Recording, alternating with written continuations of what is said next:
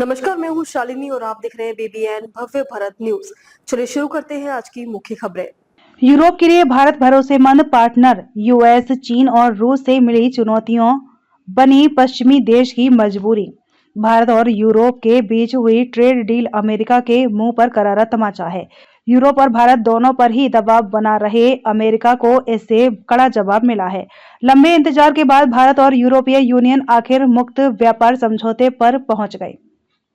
यूरोपीय कमीशन की अध्यक्ष उर्सुला वॉन डेर लेयन ने इसे मदर ऑफ ऑल डील्स कहा है, यानी सबसे बड़ा समझौता।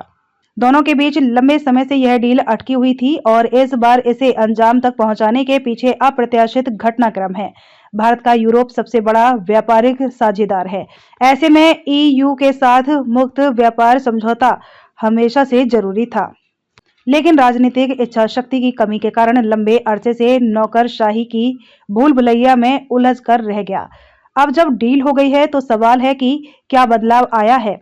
यूरोपीय यूनियन की सफलता अब तक मोटे तौर पर 3 बड़े बाहरी सहारों पर टिकी थी। पहला सहारा नेटो के जरिए मिलने वाली सुरक्षा, जिसके पीछे मुख्य रूप से अमेरिका है। दूसरा सहारा रूस से ऊर्जा, तेल गैस जरूरत पूरी होना और तीसरा सहारा चीन के साथ व्यापार व निवेश संबंध। पिछले कुछ वर्षों में इन तीनों सहारों को झटका लगा है। इसकी शुरुआत डोनाल्ड ट्रंप के पहले कार्यकाल से हुई। इसके बाद जो बाइडेन के इन्फ्लेक्शन रिडक्शन एक्ट के मुताबिक बढ़ाई और अब ट्रंप के दूसरे कार्यकाल में पूरी सुरक्षा व्यवस्था पर ही सवाल खड़े हो गए हैं। ग्रीनलैंड विवाद से यूरोप सन्न है। उसे लगता था कि द्विपक्षीय समझौतों के जरिए उसने ट्रंप को साध लिया है, पर अमेरिकी राष्ट्रपति फिर से टैरिफ के नाम पर दबाव बना रहे हैं। इससे स्पष्ट होता है कि ट्रंप के साथ कोई मुद्दा कभी खत्म नहीं होता। यूरोप के लिए दूसरी मुसीबत ऊर्जा क्षेत्र है। यूक्रेन युद्ध के कारण उसे रूस पर निर्भरता कम करनी पड़ी है। उसे सुरक्षित विकल्प चाहिए, लेकिन ट्रंप रहते अमेरिका पर भरोसा करना मुश्किल है। दूसरे विकल्प कठिन हैं और महंगे भी। इसके साथ ही अमेरिका ने साफ कर दिया है कि यूरोपीय देशों को अपनी सुरक्षा के लिए भुगतान करना होगा। उनका मतलब है कि डिफेंस बजट में इजाफा करना। इस बीच चीन के साथ भी यूरोप के रिश्ते उलझ रहे हैं। यूरोपीय यूनियन में चीन की इलेक्ट्रिक कारों को मंजूरी देने को लेकर विवाद बढ़ गया है। चीनी कंपनियों की वजह से यूरोप की ऑटो कंपनियों को खतरा है।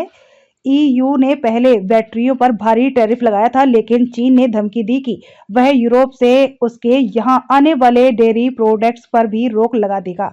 इसके बाद ईयू को चीनी इलेक्ट्रिक व्हीकल्स को मंजूरी देनी पड़ी। कुछ साल पहले दोनों के बीच निवेश को लेकर बड़ा समझौता हुआ था, पर उस पर बात आगे नहीं बढ़ पाई। तो अभी तक के लिए इतना ही। मैं शालिनी आपसे विदा लेती हूँ। अगली खबर में फिर मुलाकात होगी एक और खास खबर के साथ। तब तक के लिए बने रहिए बीबीएन भव्य भारत न्यूज के साथ। नमस्कार।